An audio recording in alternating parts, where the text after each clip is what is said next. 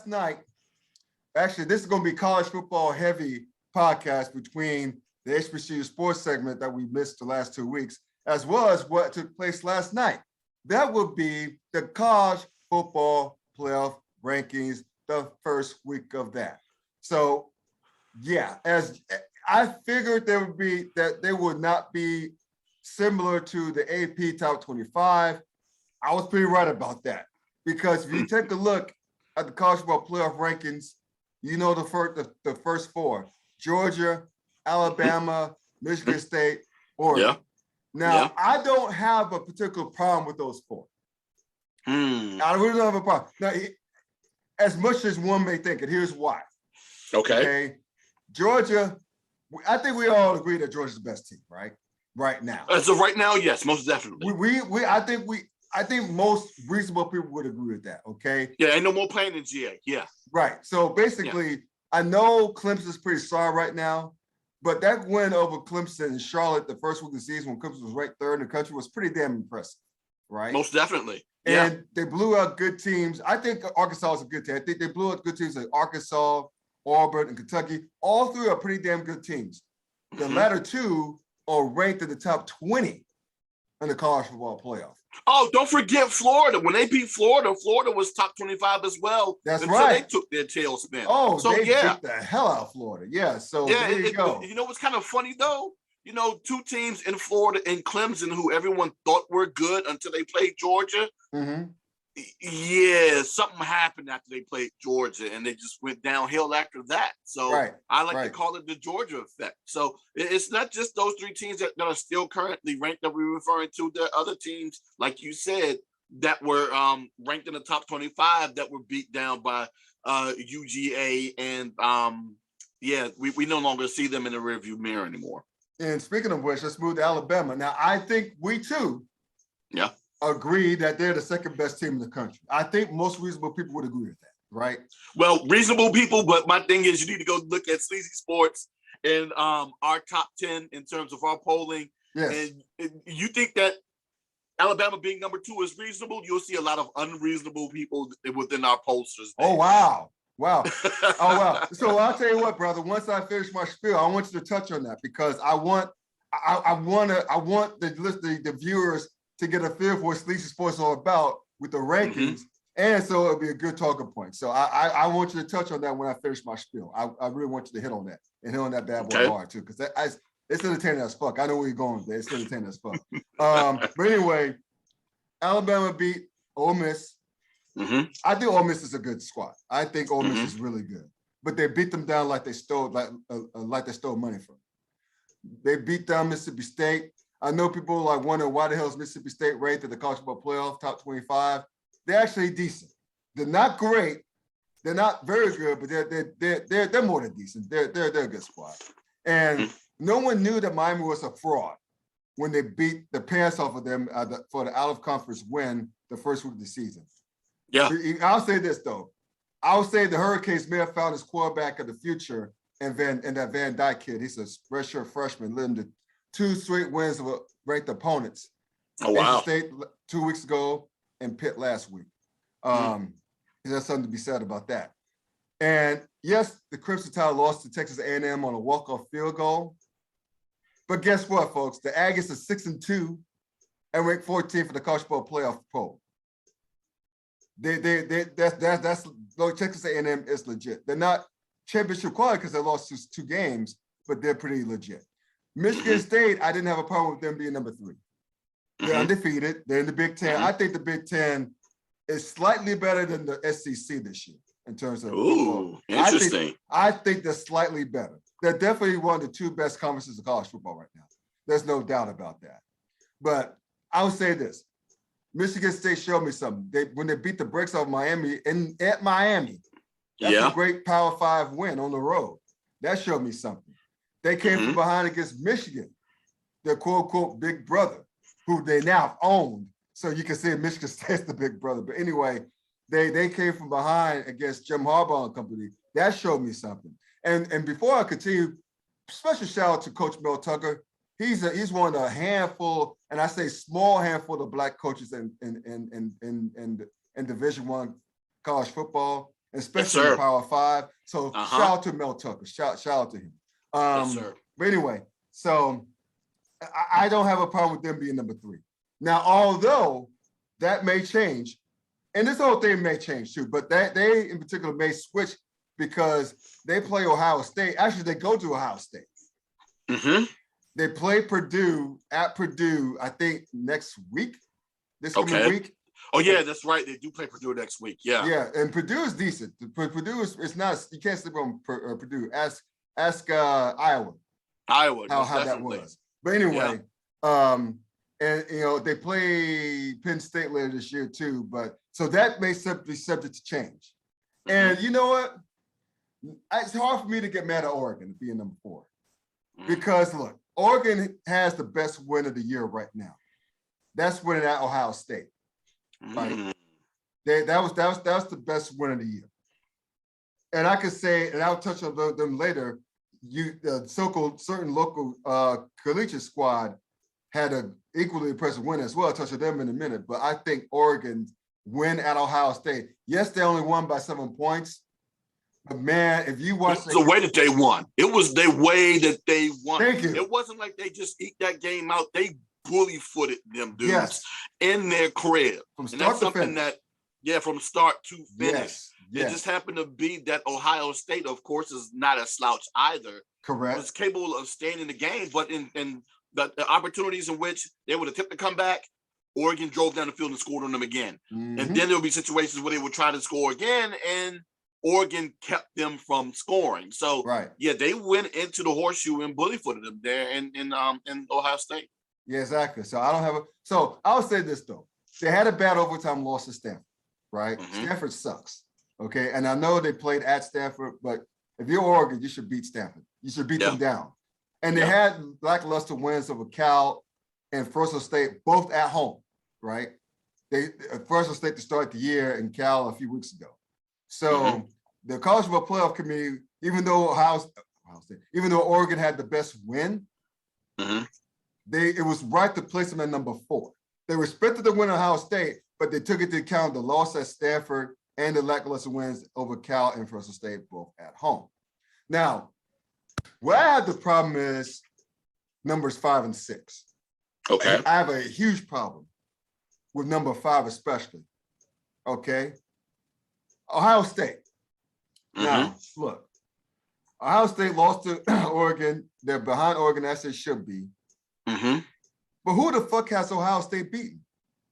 The best win was over Penn State last weekend. Yeah. That's their best win. I mean, they beat Minnesota. I know Minnesota is ranked 20th in the college football playoff ranking for some reason. The playoff committee thinks that they're slick by doing that. They think they're slick for doing that. You and I both know they're not slick for what they're doing. We see exactly what they're doing by having 5 SEC teams in the top 25 and 3 Big Ten teams in there to set it up. We'll get to that later. Oh yeah, but they're not slick. I want you to unleash. That's why I'm setting this up for you to unleash. Trust me on that. They're not slick at all, dude. But I mean, goddamn. I mean, that's their best win. They let me pull up the schedule right quick. So I had it up. I'm sorry about that. I had it That's all right. Right quick. I'm gonna click on them right now. Yes, I'm cheating on ESPN.com. Okay, so they beat Minnesota to start the season, right? They already lost to Oregon the second week.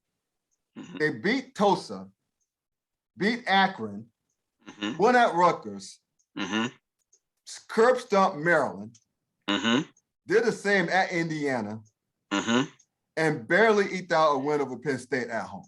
So Penn State was the best win. And if you look at the rest of the way, they host, well, two of the last 3, they host. They host Purdue, they host Michigan State, and they go to Michigan. Yeah. That's the last 3 games of the season. All right. So again, who have they beaten? And I say all that because they're ranked ahead of a team that happens to be undefeated and happens to also have the other best win of the year right now. That's University of Cincinnati. Okay. They beat Notre Dame at Notre Dame, and they beat them down. Yeah. I watched the game here. They beat those fuckers down. Notre Dame is not. It's no slush. Notre Dame is a 10-win team. They're going to be a 10-win team. Yeah. And they're actually ranked 10th right now in the college football playoff. So, and they were ranked higher before that in the AP when that game took place. Even though Cincinnati was the favorite, the slight favorite, but still, if you win on the road in college football, especially at a ranked Power 5, in the top 10 ranked Power 5, and to beat them by double digits, that's favorite or no. People did not expect Cincinnati to go into Notre Dame and win the way that they did. No, not the way that they did. If anything, they probably thought they might eke out a win, kick a field goal, win by 1 or whatever. Okay, yeah, they weren't expecting them to beat them down the way that they did in South Bend. So no, yeah, and by the way, people cracking on schedule. They beat 2 Power 5s in a row. They beat Indiana. People thought I thought Indiana was going to be an 8-win team, but I was totally wrong with that. But still, they beat a Big Ten team on the road by double digits after falling behind 14-0. And they beat down Notre Dame on the road 24-13. I mean, they look again, they beat them by only 11. But if you watch that game from start to finish, just like we said about Oregon and Ohio State, that was a thorough beatdown. Put on Notre Dame, right? And so people want to hold the 2 struggles on the road against the last 2 opponents, Navy and Tulane. But you could say that not only about Ohio State and who they played, but you could say about the same thing about Oregon. Yeah, you could.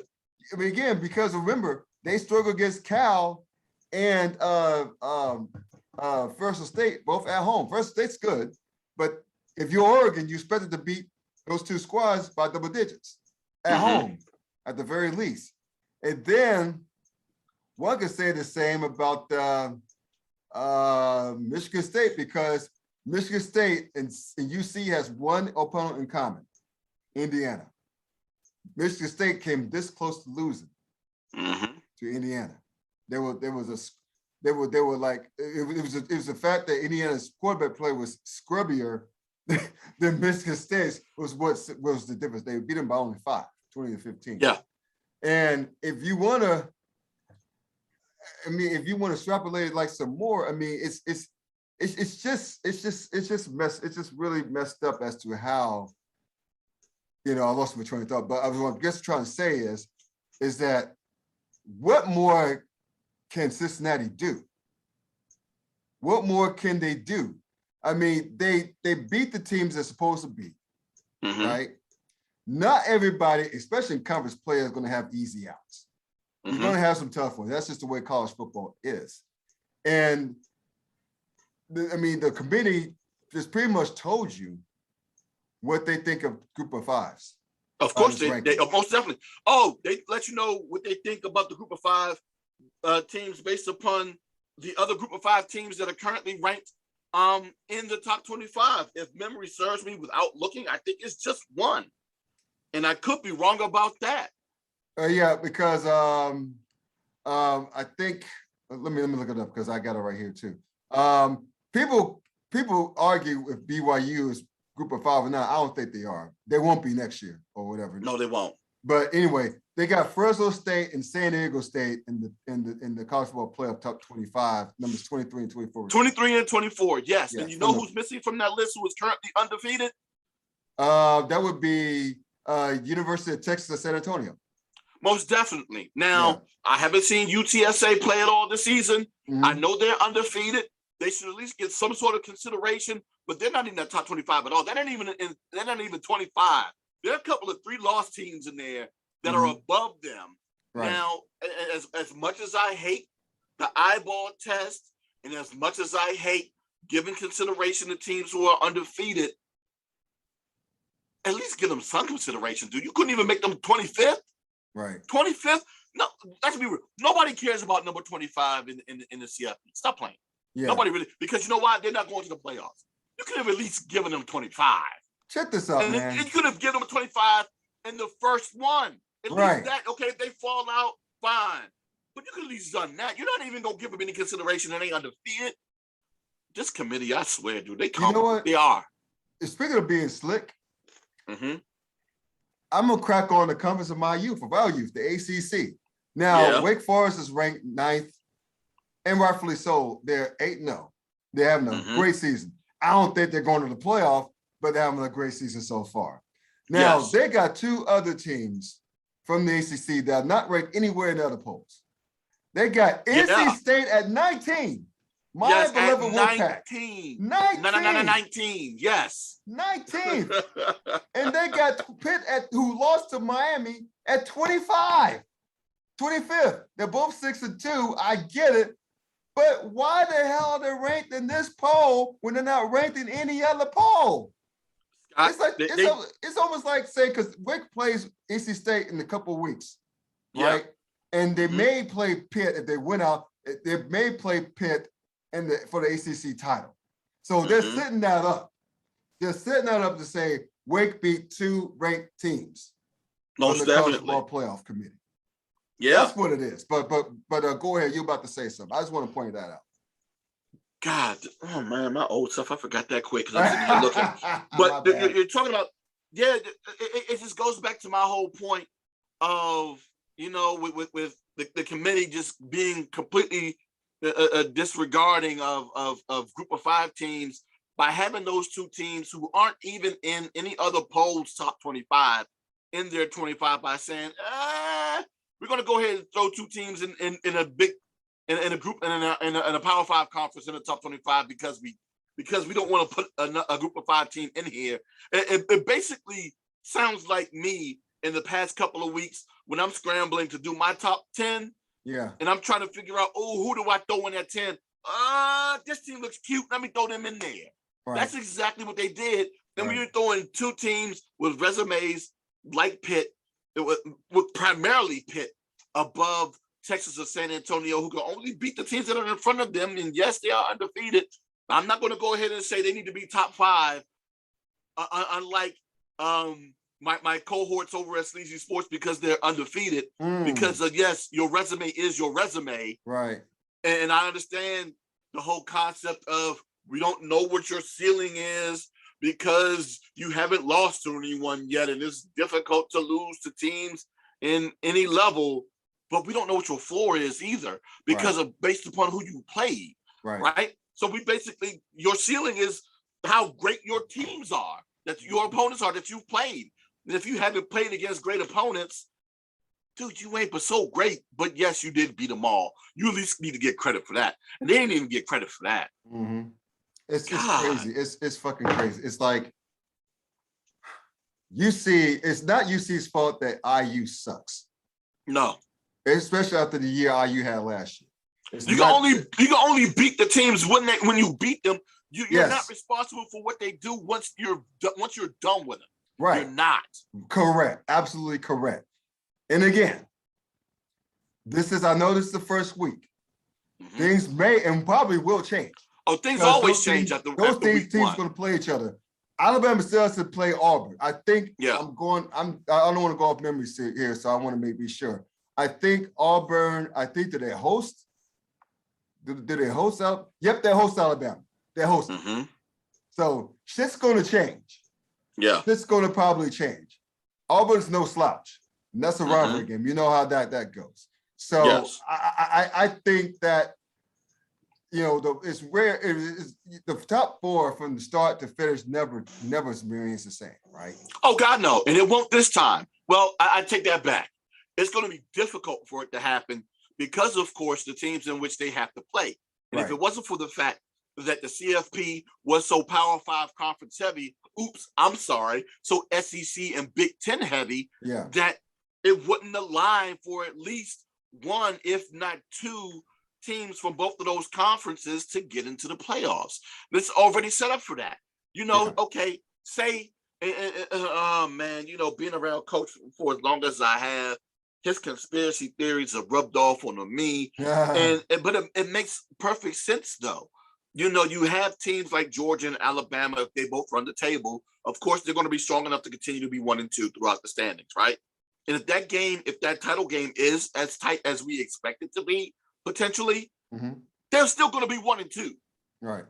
They're still going to be 1 and 2 at the end of the season. It just depends upon who's going to be 1 and who's going to be 2, right? Mm-hmm. And then from there, with the Big Ten, depending upon what happens in that situation, of course, whoever wins out in that situation could be team number 3. Just depends upon where they're going to be ranked. Chances are to be 3rd, especially if they end up running the table in their situation. But say somebody gets cute in one of those Big Ten games, be it a championship game, because who would be the alternate? The 2 potential division winners? It will be Ohio State and whom? Say if Ohio State wins the table, are Ohio State and Michigan State in the same division, right? Correct. They have to play They each other. are. They have to play each other. Okay, so all right, I take that back then. Chances are it's only going to be one Big Ten team, and it's going to be either Ohio State. Actually, there's a chance it could be Michigan, even at 7. Sure. If Michigan figures out a way to run the table and they win the title, a one-loss coming at number 4. A one-loss Big Ten team, Big Ten champ is not going to get left out. I don't think so. Right. Not with Michigan State, Ohio State, and Michigan being 3, 5, and 7 respectively. Correct. There's no way in the world either one of them are going to be left out. And thank you, committee, for setting that up to be the situation, right? Mm-hmm. It can only get real cute if somehow, some way, Ohio State barely beats Michigan and they fall from 3 to 5, and then somebody above them, say Oregon, loses and they drop out of the top 4. Right. And then we can have an all Big Ten and an all SEC playoff, which is conspiracy theory-esque, but highly possible. You know what? Can we be real about something? Yes. This is ESPN not only hosting this whole college football playoff thing, but they formed their own committee. These committees, this ESPN, these committees full of like administrators and whatnot, they work with ESPN. ESPN shows almost the 90% of the bowl games. They showed the semifinals and the final. And the finals. So can you just say that this is what it is? This is ESPN wanting to making this a Power 5 invitational. Yeah. And they're based off of ratings as far as who's going to watch.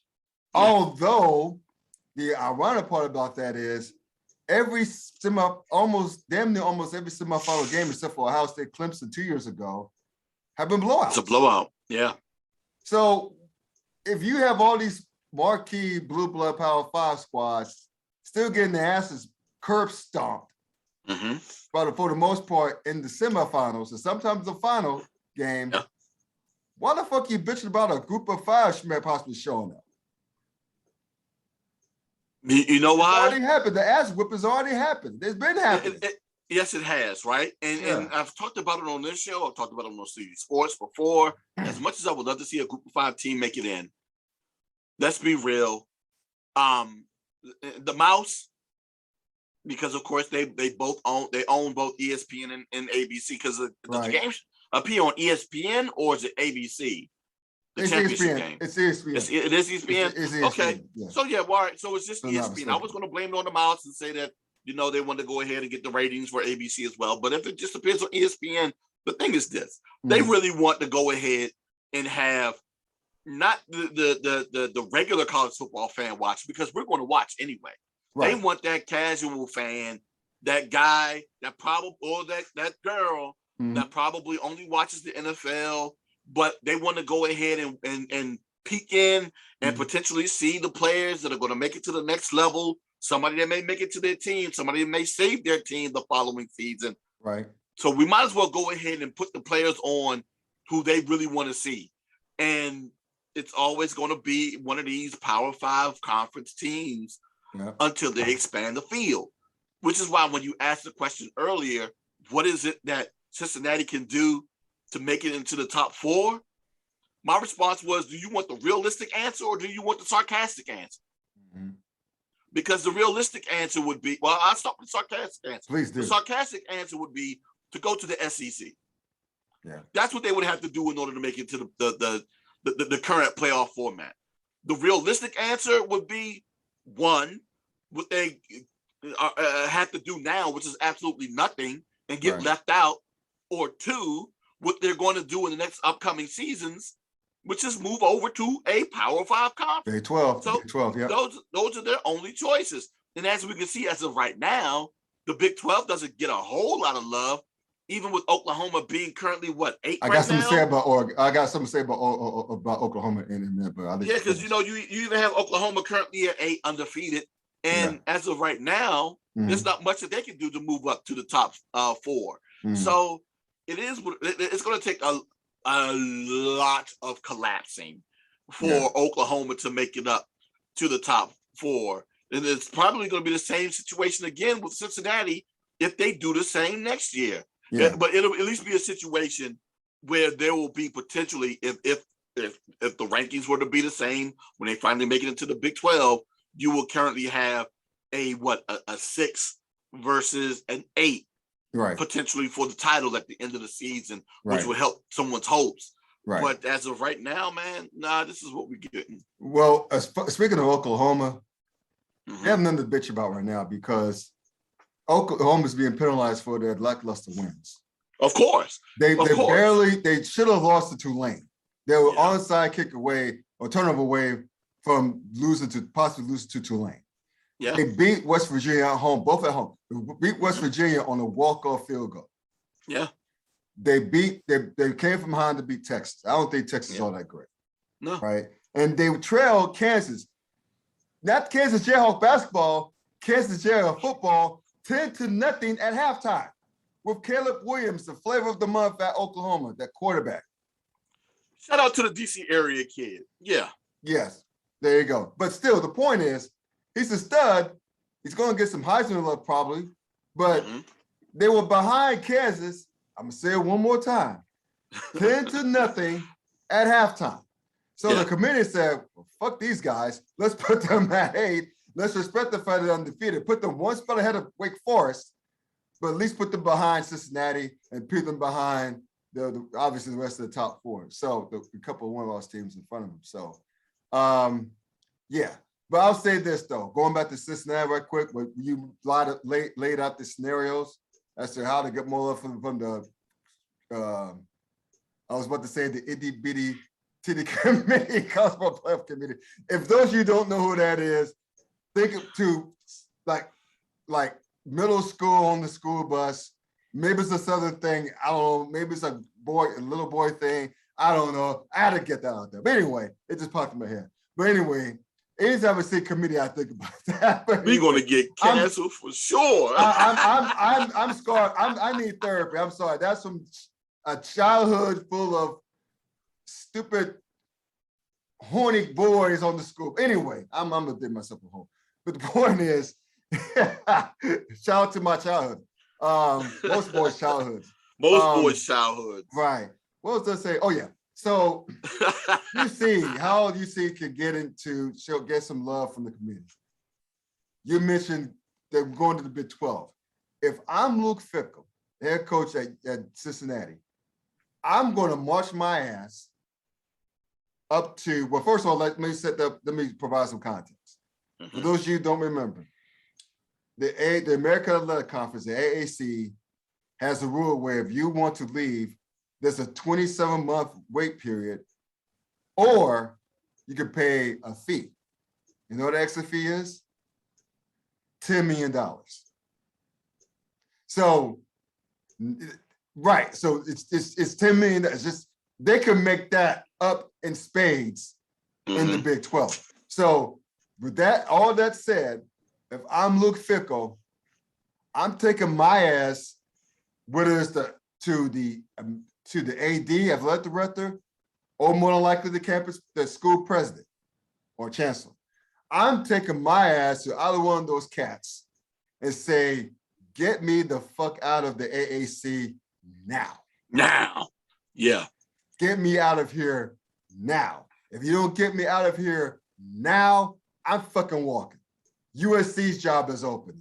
There's gonna be some more job openings, okay, in Power 5. If you want my ass here, I'm an Ohio kid. I probably will only leave in the ideal circumstance only for Ohio State because that's home for me. But if you were serious if you want to continue to be great in football, if you want to follow through this move to the Big 12 and show that you belong, get me the fuck out of AAC to the Big 12 now, as in next year. That qualifies as now. Because, look, I don't know the booster information or the data on the boosters that you see, but I'm pretty sure they can find a way to come with $10 million. Yeah, they'll find a way. I'm sure they'll find a way. Because, again, right now, we don't know when Oklahoma and Texas are leaving. I don't think they're leaving, obviously not leaving this year. I don't think they're leaving next year. There's too much money to be bought out of a grant of rights. If suppose you don't know what a grant of rights is, Google it. Well, I don't have time to go into that right now. We got bigger fish to fry right now. But the point is that so it won't be next year. It will probably be at the earliest 2023 for Oklahoma and Texas to leave. It'll probably more likely be 2024. Because again, the amount of money that get out of the grant of rights is a lot. It's a lot of money. So at the earliest, look for them to probably leave at 2023, which I say all to say this.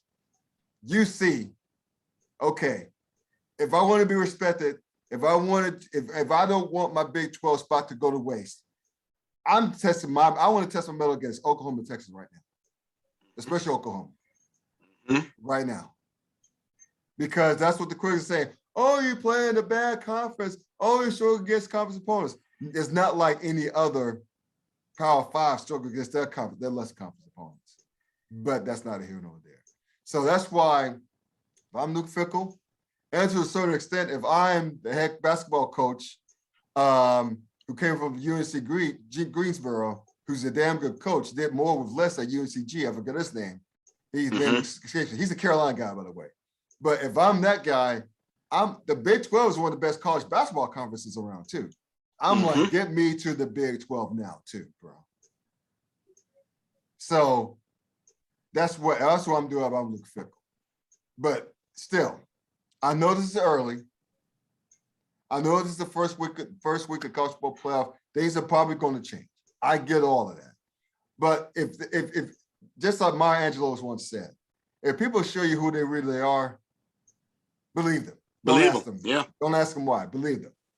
And the college football playoff committee has shown time and time again, they don't give a fuck about the Power 5. I mean, the Group of 5. Group of 5. And this year, UC's best team ever.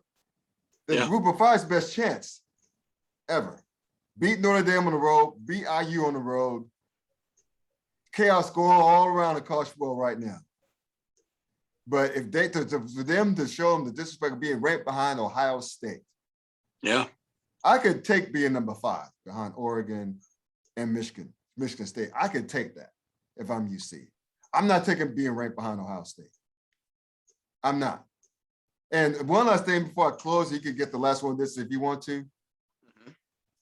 So those of you saying that Ohio State's far more talented than UC, they can beat them for a 4-game sweep in the best of 7. They have the Ohio State's 2s are better than most of UC's 1s. Fine. But this ain't about talent. It's about what the fuck have you done? You've done at this moment, yeah. That's what it's about. That's why Oklahoma is ranked 8th. Because even though they're undefeated, they haven't been impressive against lesser competition. That's why Oregon is 4th. Because even though they have a bad loss to Stanford, they beat Ohio State on the road in great fashion. That's why Georgia's the top dog. Georgia beating the hell out of everybody. Yeah. Okay. So it's why it's about what you have done. It's what you have done. And that's why they disrespected UT San Antonio. Because even though they're undefeated, in the community's eyes, their best win is over Illinois at Illinois to start the season. It's about what you have done, not how you fare against the others. It is not the most deserving either. I think about the great Reese Davis from ESPN because he likes to throw around the most deserving a lot. It's not about the most deserving. It's not about who you can beat on that list. It's about what have you done. That's what it's about. Even with that, what have you done? Basically, what I'm hearing or what I've heard is more so what have you done in the past 2 weeks? Based upon what I've heard from the committee, right? Yeah, we watch the games, but we really watch what happened in the last 2 weeks, which means that win against Notre Dame for Cincinnati, it's too early they didn't see. Yeah, they didn't see because that wasn't 2 weeks ago, right? Or that didn't take place within the past 2 weeks. So, yeah, whatever you've done in the past 2 weeks, a lot of recency bias. A lot of recency bias. Yeah. And unfortunately, it's going to end up leaving Cincinnati out of the playoffs this year. But yeah, the committee has done their best to make sure that there's going to be 4 Power 5 teams in the playoffs this year, potentially 4 from 2 conferences, and Oregon, if you play well enough to stay yourself in, because they did that by putting them in there at 4. But even at 4, 3, there's still a chance. 4. Sorry, yeah, you're right. Even at 4, and if they win out, there's still a chance that they could get knocked out of the top 4. That is very true.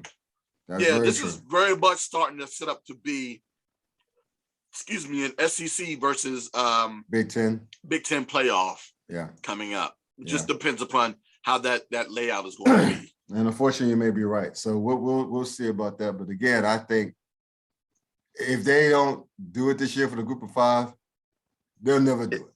Oh, they'll never do it. They'll never do it. They'll never do it. So which is why I think if they don't expand the playoff, you heard the SEC commissioner, it's out of 4 or 12. We don't want it. Yeah. It's out of 4 or 12. If they're going to be 12, keep it at 4, which means it might be at 4 for a while.